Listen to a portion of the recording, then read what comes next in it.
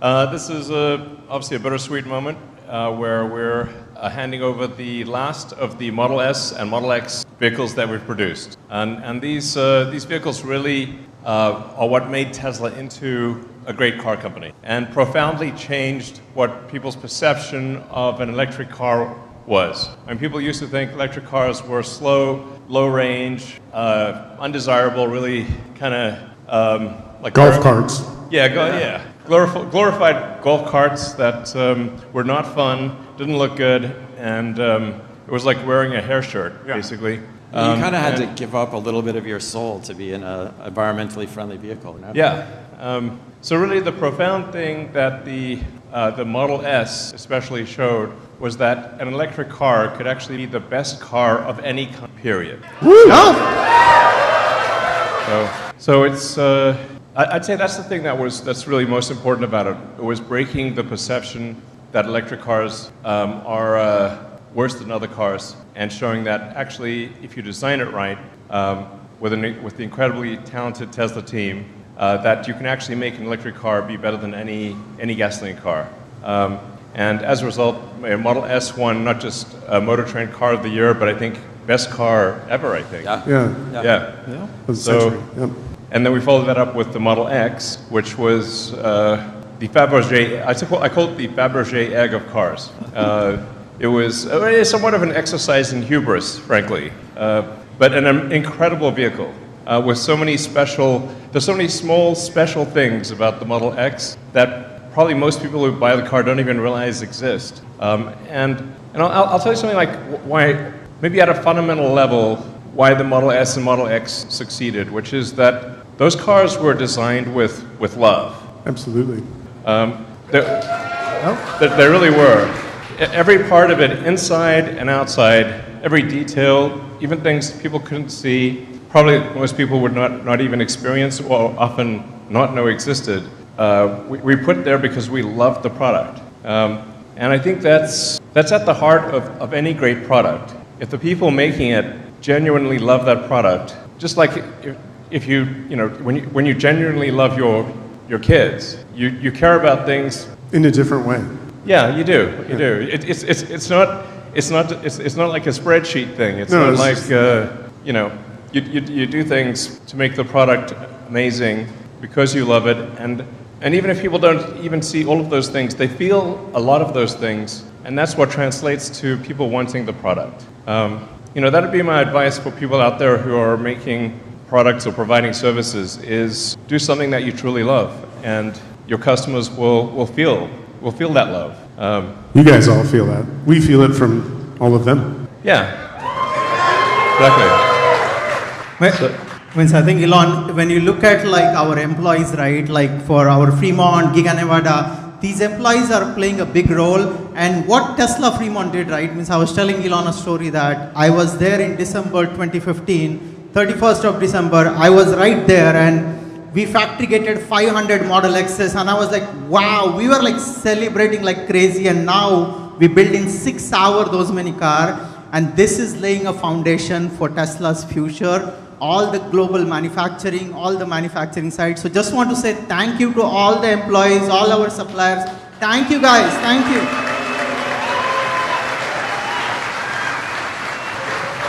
Yeah, I mean, nobody thought we could do it, right?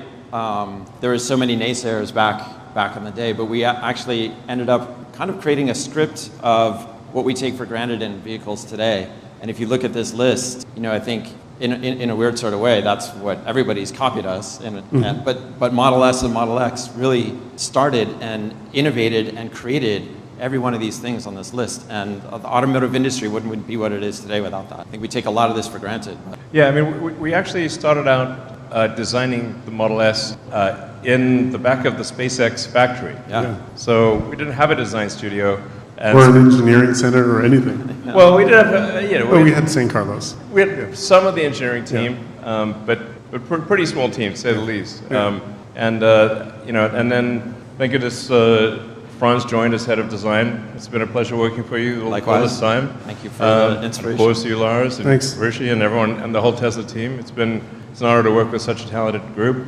But it's worth just reminiscing a little bit about how it started out. Yeah, I mean those early days in the back corner of SpaceX in a tent. The tent. We didn't even have a design studio. We were on a floor like this. Yeah.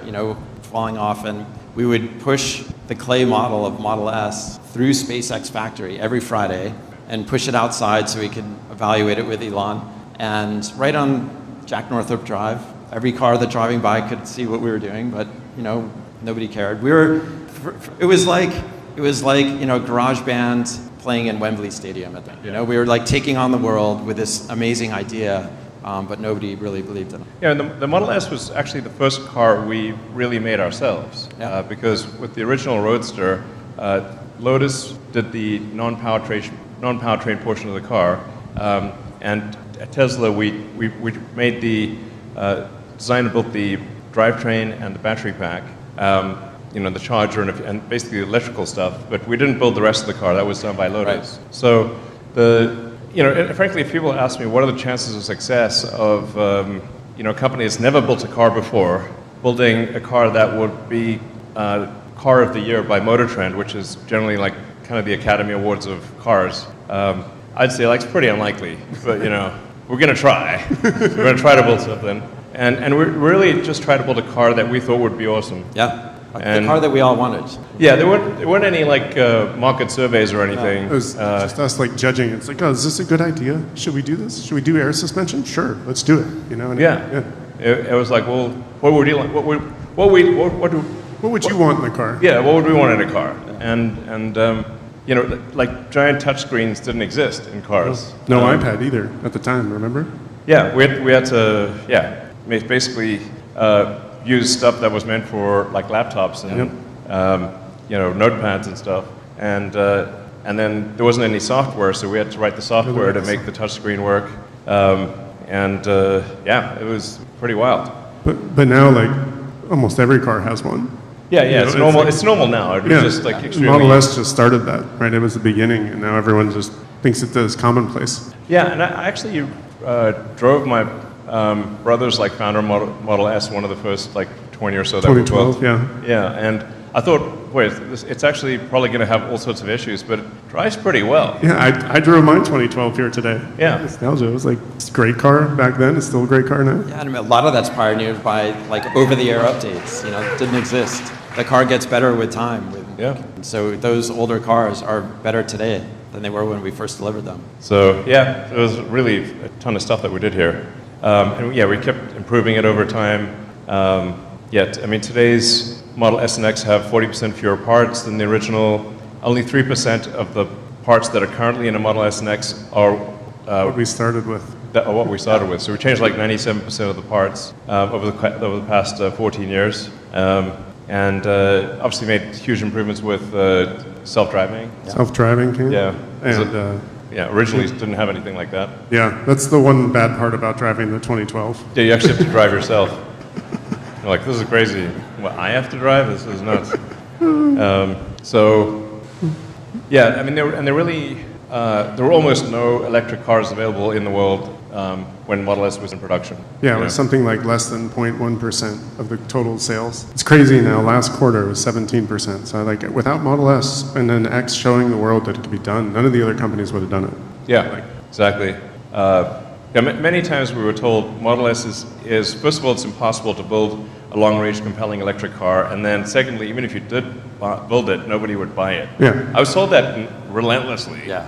And I was like, well, I guess we'll find out, And we just kept saying, but if we make a great car, they'll want to buy it. Exactly. Yeah. So people love gasoline so much, they would never plug in a car. I'm like, I don't know. People don't put gasoline in their cell phones, so they seem to like cell phones. A little gas-powered cell phone. Yeah. So. But we did the same thing with lithium-ion, right? Yeah, exactly. There were so many things that had to happen where the lithium-ion battery output that we needed was more than existed for cell phones. So we had to convince suppliers to build a lot more lithium-ion than they thought would possibly be ever used, and they did. So the factory in Reno basically doubled the volume of lithium-ion batteries out there. Yeah. We also improved our powertrain also a lot. So really want to shout out to all our powertrain engineering teams and powertrain teams. We have the fastest car because of that and where we are on our drive unit and where we got with our battery, right? So really good work from our powertrain teams also. Really appreciate. Thank you guys. But I think that set the foundation for like what we do with energy stuff, supercharging, even Optimus, like having a lithium-ion battery that can do that stuff. Really started with Model S, and now it's commonplace that everybody thinks everything should be electric. So it's pretty awesome. And it set, as we said before, Elon, it set the foundation for autonomy. Hardware 1, remember Hardware 1? We launched it in Model S and Hardware 2, and then it was now it drives itself wherever you go. Yeah, I think. Now, for example, in Norway, the vast majority of cars sold are electric. I think China is almost half, or something like half, of the cars that new cars produced are electric. Yeah. Thank you, Norway and China. Basically Model S and then Model X were really what kickstarted the electric car revolution and made it mainstream. So. And we moved that into the autonomy. We just started Cybercab production next week. Or a couple weeks ago, I guess, and it's like without S and X, that future would have never been possible. And speaking of efficiency, that is the most efficient EV that has ever been certified and built. So it's 165 watt-hours a mile, which was like half of what we started Model S with. It's kind of crazy to think we've gotten that far over the time. Yeah, Cybercab is going to be next level. It really will be. People don't understand that car is going to be. A lot. It's going to be everywhere, basically. But we're standing here at the end of line of what was S and X and will now be Optimus. Right. So next time you come back and stand in this place full of robots. Yeah, I guess we'll be maybe handing over some of the first Optimus. Handing over the first Optimus right here, Yeah. Well, Optimus will just hand itself over, I guess. There you go, I was thinking about, Elon, if you look at Fremont factory, right? We built the most number of cars in any automotive factory for last 4 years in a row. I think sometime probably end of next year we'll be building the most number of bots ever built on the Western Hemisphere of the world. So definitely it's going to be exciting, amazing, abundance future. Fremont's always been that way for us. It's always been like the first to kind of build a product and get it out there and then scale. And it's going to do the same thing with Optimus. We see some of the lines here that we're actually building at our automation groups in Germany and Toronto and the Midwest. Like these are real pictures. They are coming, and it's coming very, very soon. Yeah, I mean, Optimus is going to be. My prediction is Optimus will be the biggest product ever of any kind. So we're making way for Optimus. We're making way for Optimus and sunsetting S and X for something very big. Like I said, biggest product ever, which will be Optimus. Yeah, it's S and X are super great products, and we're just making room for an even greater product, which is going to be pretty amazing. Yeah, I mean, people are probably wondering, hey, well, why are you sunsetting this incredible product? It's like, we got a better one. What's wrong with you? Type of thing. Well, the reason is that the future is very much autonomous.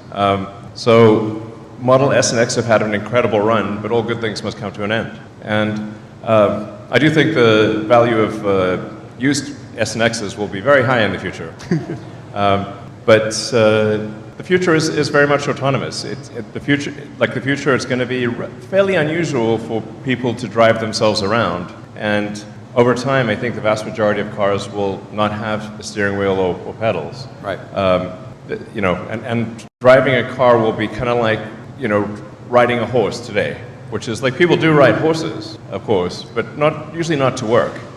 Yeah, in a way, S and X, we pioneered designing, engineering, and manufacturing the electric vehicle. We pioneered that. Those cars did that, and now we're pioneering, designing, engineering the best robots. So we're just continuing that idea into the world of autonomy. Yep. So So I think we just wanted to. Harushi started it. We want to say thank you to all of you, all of our customers, suppliers, people that come and work hard every day for Tesla. None of this happens without combined effort from everybody, right? Yeah. So exactly. Thank you. So thank you. I would say my heart goes out to you, but I got into trouble for that last time. Thank